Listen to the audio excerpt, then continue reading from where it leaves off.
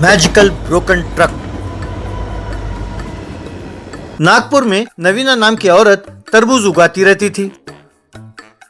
यूं उगाए हुए तरबूज वो बाजार में ले जाकर बेचती थी। अपनी पड़ोसन पूजा के पास जाकर नवीना, पूजा पूजा इस बार तरबूज बहुत बढ़िया उगा है। एक एक तरबूज 20 किलो से ज्यादा वजन का है। यही सही समय है। इसे बाजार ले जाकर बेचेंगे तो खूब पैसे मिलेंगे। तुम अपने पति का ट्रक लेकर आ जाओ, हम इसे बाजार ले जाकर बेच कर आते हैं। मुफ्त में नहीं, मैं ट्रक का किराया दूंगी। अरे नवीना, मेरा पति उस ट्रक को हाथ लगाने नहीं देता। कहता है छुओगे तो हाथ तोड़ डालूंगा। क्यों? उसकी क्या परेशानी है? उस ट्रक को एकदम शीशे की तरह चमकता हुए दिखाई दे, ये जिम्मेदारी तुम्हारी। लेकिन तुम उस ट्रक को चला नहीं सकते। ये कहाँ का इंसाफ है? एकदम नशे में दूध घर पर आकर चारपाई पे लेट जाता है और कोई काम तो करता नहीं। अब तुम अगर 2 रुपए किराए में कमा लेते हो तो घर का फायदा ही होगा ना। तुम सच कहती हो नवीना, पर ये ट्रक पुरानी नहीं है, ये नया ट्रक है। कहते हैं ये ट्रक अभी अभी मार्केट में नया नया आया है। कहते हैं कुछ नए टेक्नोलॉजी से काम करता है। इसका नाम मैजिकल ब्रोकन ट्रक है। ये 2 हिस्सों में बंट जाता है। परसों ही की बात है, मुझे पता नहीं था और मैंने कोई बटन दबा दिया तो अगला हिस्सा सीधा जाकर दीवार से टकराया और उसमें डेंट पड़ गया। वो डेंट निकालने के लिए बहुत पैसे खर्च हुए, इसीलिए वो मुझे छूने नहीं देते। अरे ये कौन सा टेक्नोलॉजी है जो मैं नहीं जानती? अगर तुम्हें ट्रक ना देना हो तो सीधा मुंह पर कह दो। यूं घुमा फिरा कर क्यों बात करती हो? नहीं नवीना, मैं सच कह रही हूँ। ये मैजिकल ब्रोकन ट्रक है। तुम चलाती जाओगी तो वहाँ पे एक स्विच है, गलती से उसे दबा दिया तो 2 हिस्सों में बंट जाएगा ट्रक, और दोबारा बटन दबाया तो झट से आकर जुड़ जाएगा।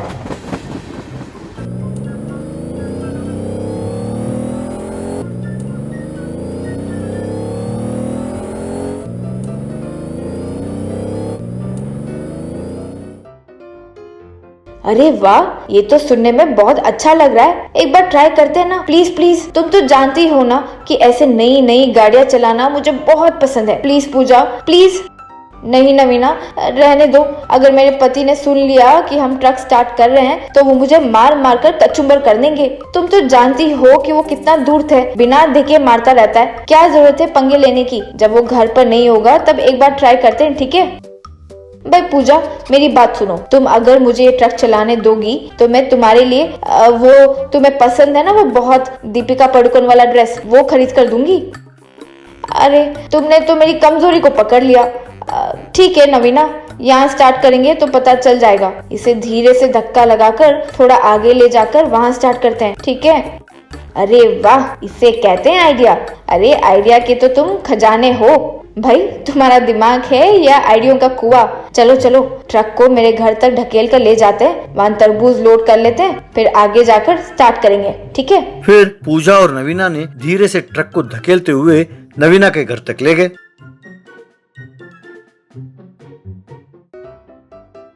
ट्रक में तरबूज को भर दिया, फिर गली के नुक्कड़ तक धकेलते हुए ले गए।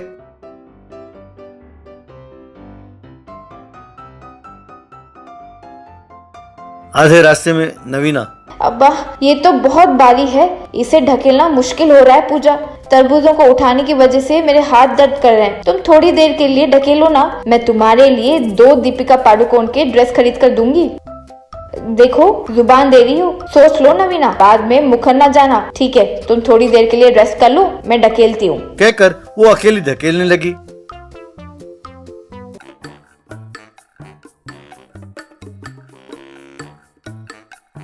सामने से मुन्ना नाम का चोर आ रहा था। उसने बिना ड्राइवर के ट्रक को आते हुए देखा। वो अपने आप से, ये क्या, बिना ड्राइवर का ट्रक मेरे सामने चला आ रहा है?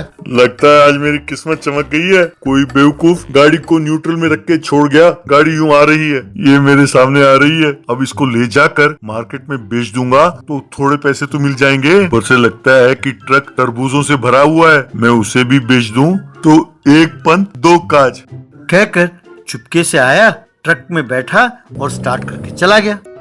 ये देखकर पूजा, अरे नवीना, बेड़ा गर्क हो गया। कोई चोर ट्रक चुरा कर ले जा रहे हैं, अब क्या करें? मेरे पति को पता चल गया तो वो मेरी जान निकाल देंगे।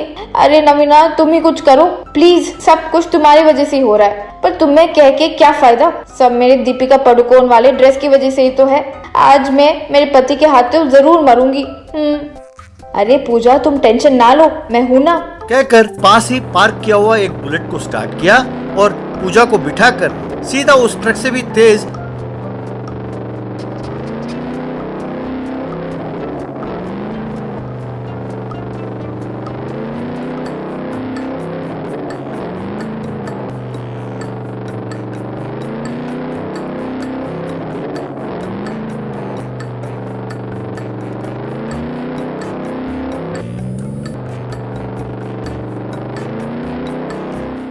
वहां खड़े पुलिस को सूचित किया।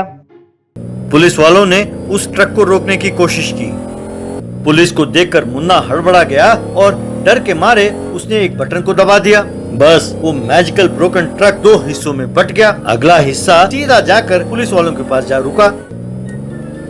ट्रक का पिछला हिस्सा यूं जाते जाते पूजा के घर के पास जा रुका। पुलिस ने मुन्ना को अरेस्ट किया और खूब मारा। शुक्र है इस चोर को पकड़ लिया। पर पूजा, अब मेरे तरबूजों का क्या होगा? पता नहीं वो पिछला हिस्सा कहाँ चले गया। तुम चिंता ना करो, पहले ट्रक के कैबिन में तो चढ़ो। ये देखो, अब इस बटन को दबाया तो पिछला हिस्सा जहाँ कहीं भी हो सीधा आकर इस हिस्से से जुड़ जाएगा। कहकर बटन दबाया।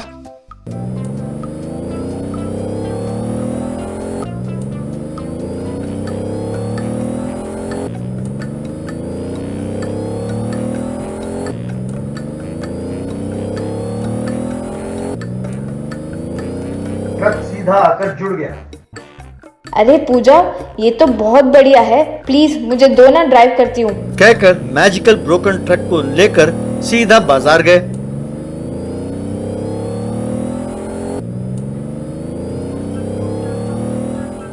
वहां तरबूज बेच दिया। बेचकर जो पैसे मिले उसमें से नवीना ने पूजा के लिए 2 दीपिका ड्रेस खरीद कर दिया। उन्हें देखकर पूजा, अरे थैंक्स नवीना, तुमने अपनी बात रख ली, किराए के पैसे भी दिए। थैंक्स यार। थैंक्स तो मुझे कहना चाहिए कि तुमने ये मैजिकल ब्रोकन ट्रक मुझे चलाने दिया। चलो चलो, इससे पहले कि तुम्हारा पति उठ जाए, इस ट्रक को तुम्हारे घर के पास ही पार्क कर देते हैं। कहकर ट्रक को ले जाकर चुपके से वहां पार्क कर दिया।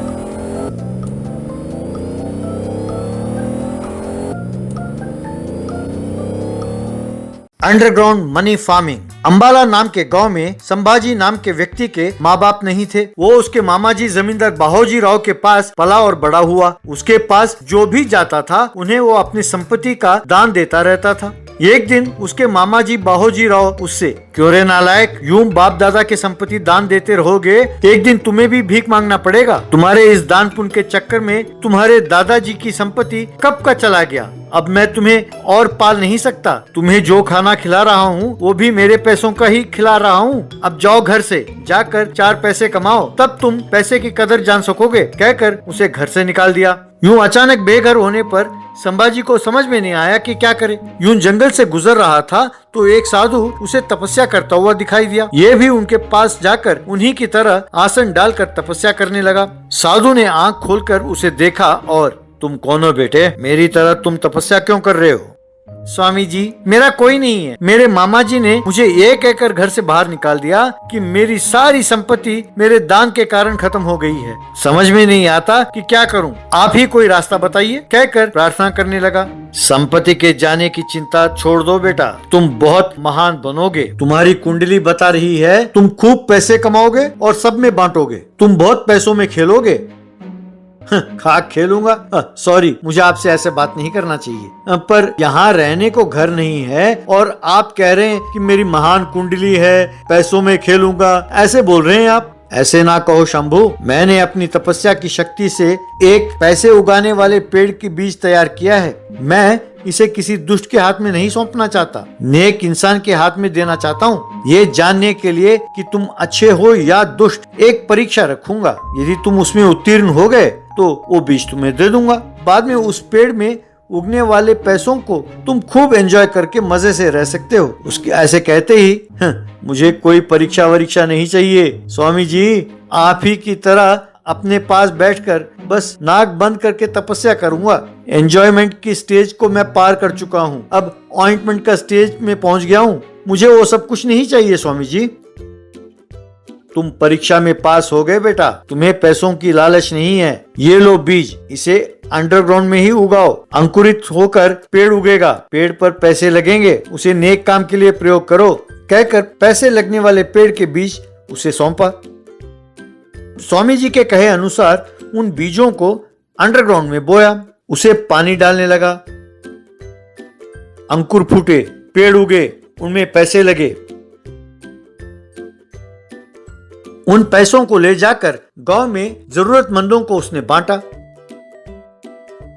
गांव की जरूरत वाले स्कूल और वाटर टैंक बनवाया। जो भी उसके पास मदद के लिए आता उसे मना किए बिना मदद करता रहता था। ये देखकर उसका मामा बाहोजी राव, अरे इस सांबोजी की सारी संपत्ति को मैं हड़प चुका हूँ, फिर भी इतने कम समय में इतने सारे पैसे इसने कैसे कमाया? उसे इतने सारे पैसे मिले कहाँ से हैं? इतना दान कर कैसे पाता है? इसके पीछे जरूर कोई राज है। वो क्या है मुझे पता लगाना होगा, कहकर हुलिया बदल कर सांबोजी के पास मदद के लिए गया। सांबोजी राव बड़े बड़े टोकरियों में पैसे रखकर जो भी आता उसे पैसे देता था। ये देखकर बाहोजी राव मन ही मन में, अरे टोकरी भरकर पैसे हैं इसके पास, इतने पैसे मैंने कहीं नहीं देखा। इसके पास कोई अक्षय पात्र है क्या? इतने सारे पैसे कहाँ से लाया? यूं सोच रहा था कि उसकी बारी आई। सांबोजी राव टोकरी से पैसे निकालकर बाहोजी राव के हाथ में रखने ही वाला था, पर इसे नकारते हुए, बेटा सांबोजी राव, मैं बूढ़ा हो गया हूँ, मुझे पैसों की लालच नहीं है, मैं तुम्हारा शिष्य बनूंगा, मैं तुम्हारी सेवा करूंगा।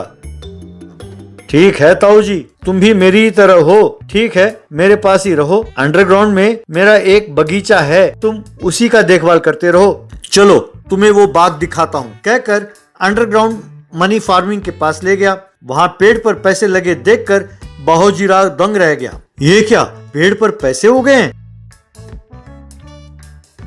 मेरे आंखों पर मुझे विश्वास नहीं होता।